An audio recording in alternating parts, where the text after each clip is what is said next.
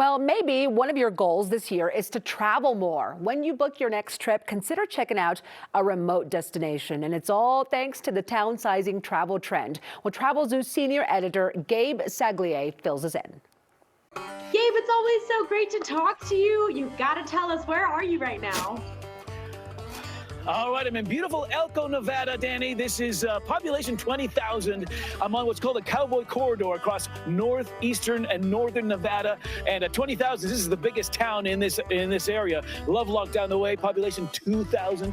So I'm here because we're exploring a trend that I think will get buzzy in 2025. This idea of what's called townsizing, going not just to middle-sized cities, but really small cities as a way to disconnect from everyday life, be more in the moment, better connect with the locals on the ground.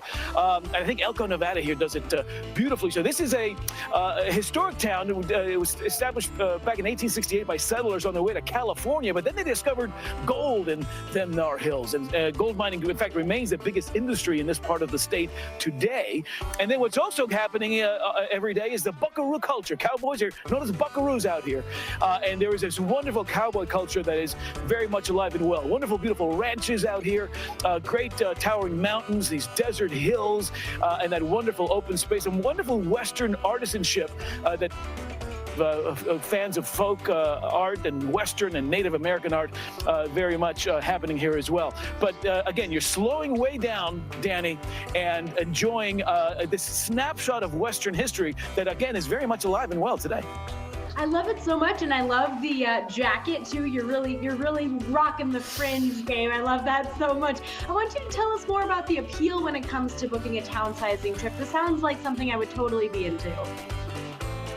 Yeah, well, listen, I spent part of the beginning of the year in the Rocky Mountains. In this part of the country, it's all about the Ruby Mountains. In fact, people out here call them the Swiss Alps of Nevada, the Rubies, with a peak elevation of 13,000 feet. It's this wonderful 80-mile crescent-shaped mountain range.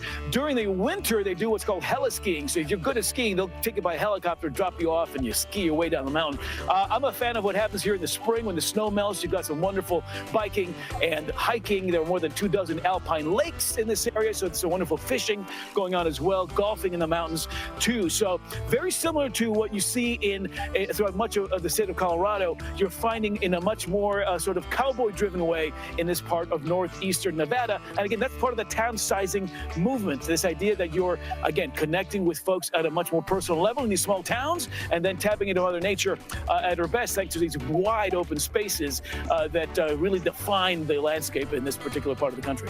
I love this so much, Gabe. I cannot wait to jump into townsizing. This sounds so perfect for me and my family. Thank you so much. We're gonna learn how to learn more, stay connected with you in just a moment, but we so appreciate your time. Thanks, Danny. Okay, and if you want more info, just head to travelnevada.com.